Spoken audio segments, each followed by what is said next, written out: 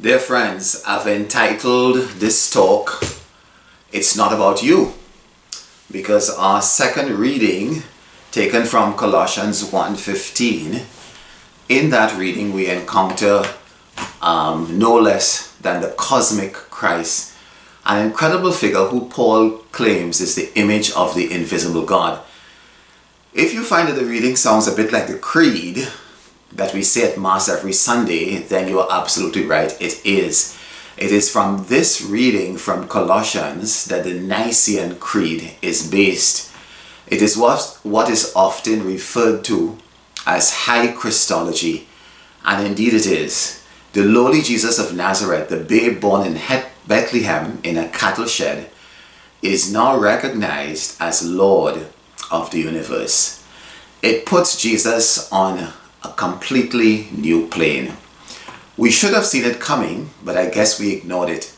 There was sign that the carpenter's son was no mere prophet, and there were 4 signs in particular. First of all, he claims that he can forgive sin. None of the other prophets did that.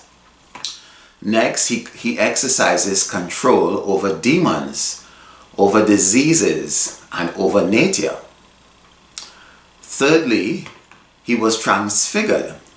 Before Peter, James, and John, his divine nature was revealed. And finally, the greatest sign, of course, was his resurrection. Here was the greatest demonstration that Jesus indeed was Lord. What Colossians does is that it affirms the full deity of Jesus, using themes and ideas copied from the wisdom tradition of the Old Testament. Paul portrays Jesus as the wisdom of God personified. You find echoes of the Old Testament books of wisdom and Proverbs, where wisdom is portrayed as being pre-existent and as creator of the world.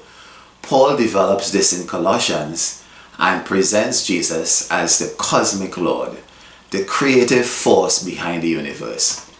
It is all rather heady stuff that has tremendous implications for us on several levels. And this is reflected in Paul's shift in the reading, and you'll excuse me for using some rather large theological terms.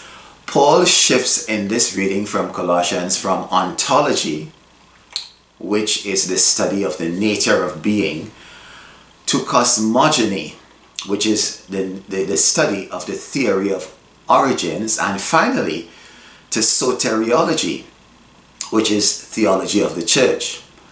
What it says in the final analysis is that Christ is all in all. Christ is the glue of the universe. He is the one who holds it all together. As Colossians 1:16 says, in him all things hold together. The writer of Hebrews concurs. He sustains all things by his powerful words. Hebrews 1:3. Christ is also the life principle and sovereign ruler of the church. What it says in essence is that our being, our existence, our past and present, our future is rooted in Christ. As 1 Corinthians puts it, all things are yours. All belong to you. You belong to Christ, and Christ belongs to God. 1 Corinthians 3:22. There we have it. You belong to Christ, the cosmic Lord.